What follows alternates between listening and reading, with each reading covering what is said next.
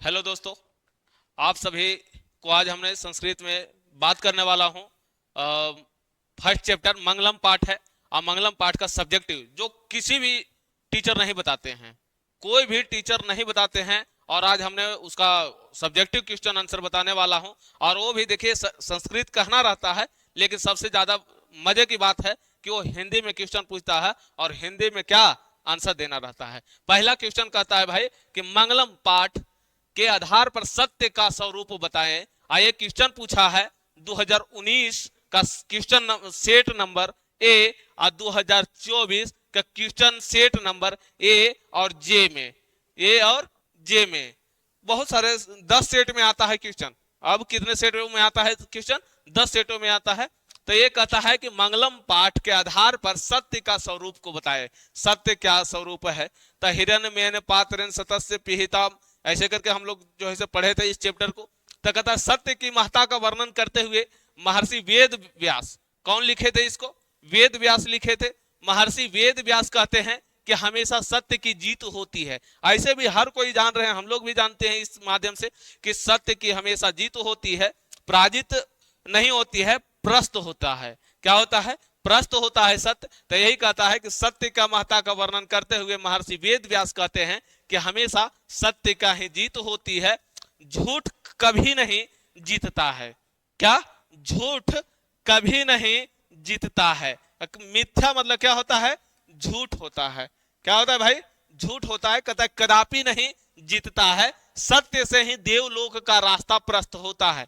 सत्य से ही देवलोक का रास्ता प्रस्त होता है।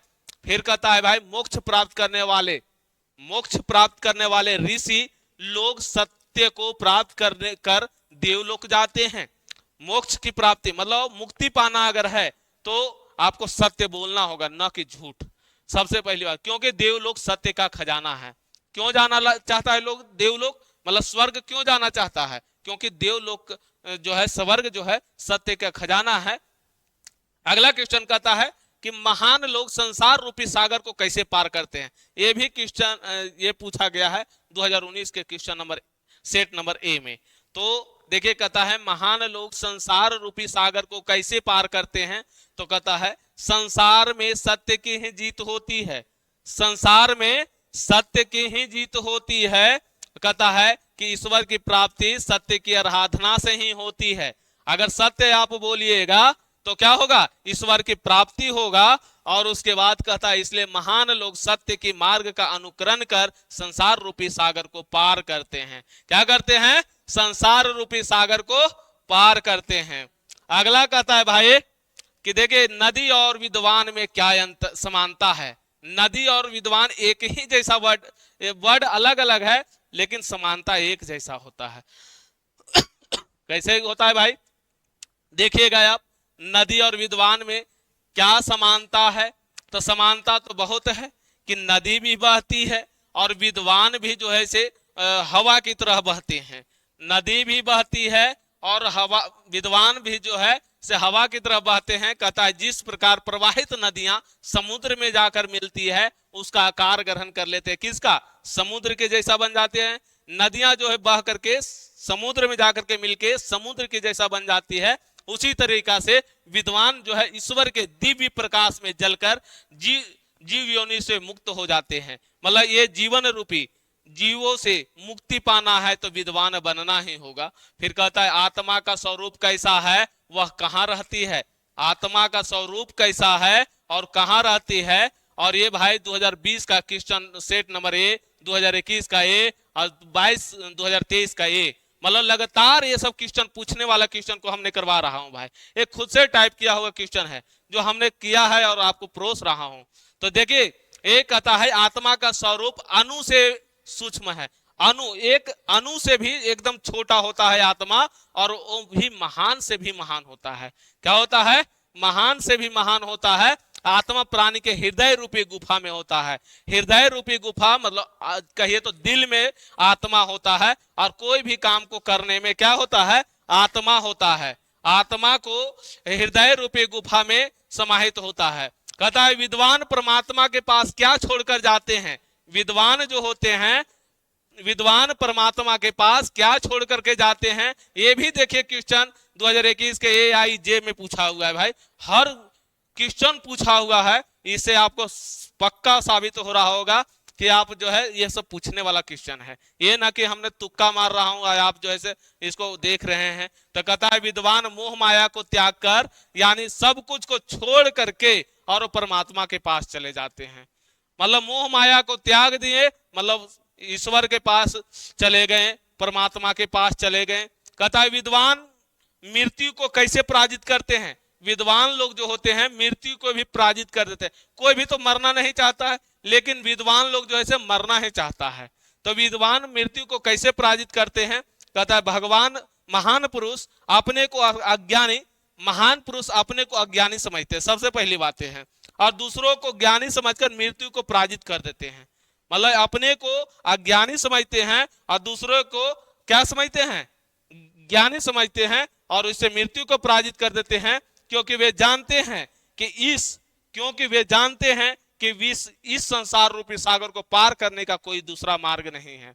अगर आप अपने को महान समझिएगा तो दूसरे को जो है मूर्ख समझिएगा, तो यहाँ क्या हो जाएगा, तू मैं हो जाएगा और लड़ाई झगड़ा भी हो जाएगा। इसलिए क्या करना होगा कि अपने को मूर्ख समझिए और दूसरों को विद्वान समझ के उसका बढ़ावा दीजिए, और वो बढ़ाने के बाद जो है आपका उस संसार रूपी सागर को आप पार कर सकते हैं।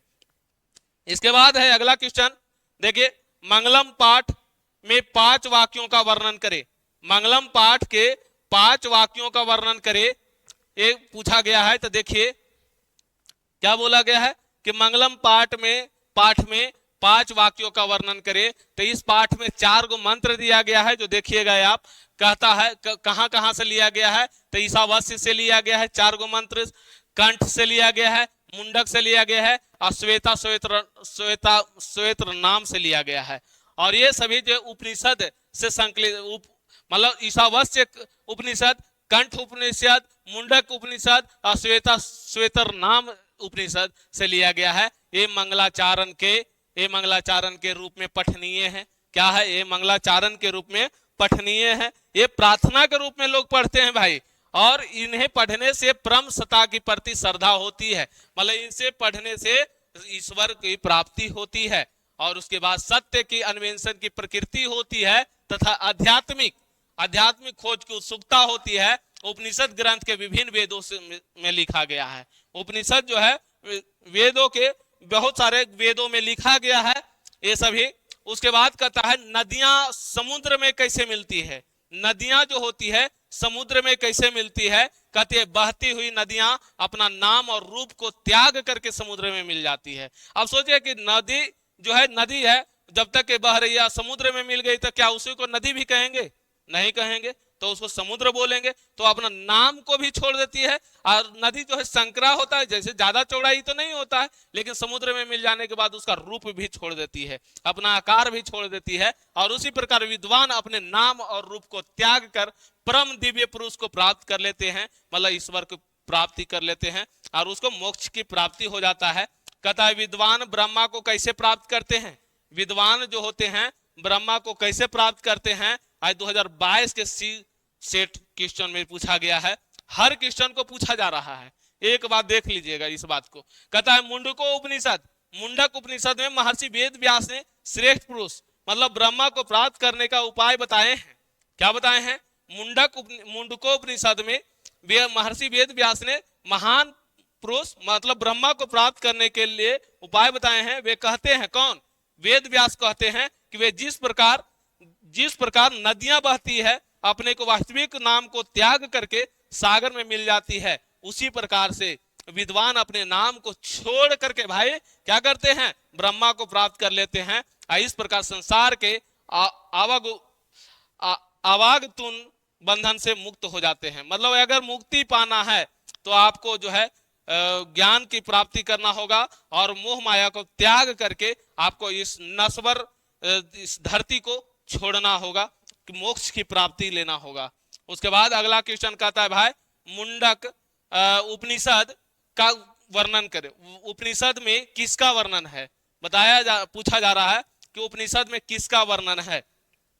तो आइए हम लोग देखते हैं कि उपनिषद में दर्शन सिद्धांतों का वर्णन है।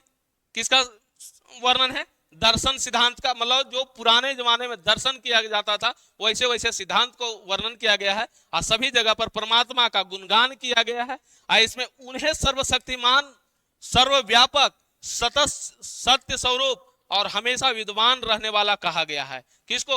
उपनिषद में जो दर्शन सिद्धांत है उन लोगों को क्या क्या बोला गया है? इसमें सर्वशक्तिमान बोला गया है, सर्वव्यापक बोला गया है, सत्य स्वरूप कहा गया है और हमेशा विद्वान रहने वाला कहा गया है। परमात्मा के द्वारा ही संसार का व्याप्त और अनुशंसित है, सत्य की प्रकाष्ठा है, ईश्वर का मूर्त रूप है, ईश्वर ने ही सभी तपस्याओं का परम लक्ष्य है। मतलब जितने भी तपस्वी हुआ करते थे, आज तो तपस्वी कहने की मतलब नौकरी प्राप्त करना, लोग यही करते हैं कि तपस्वी हम तप कर रहे हैं मतलब नौकरी मिल जाएगा।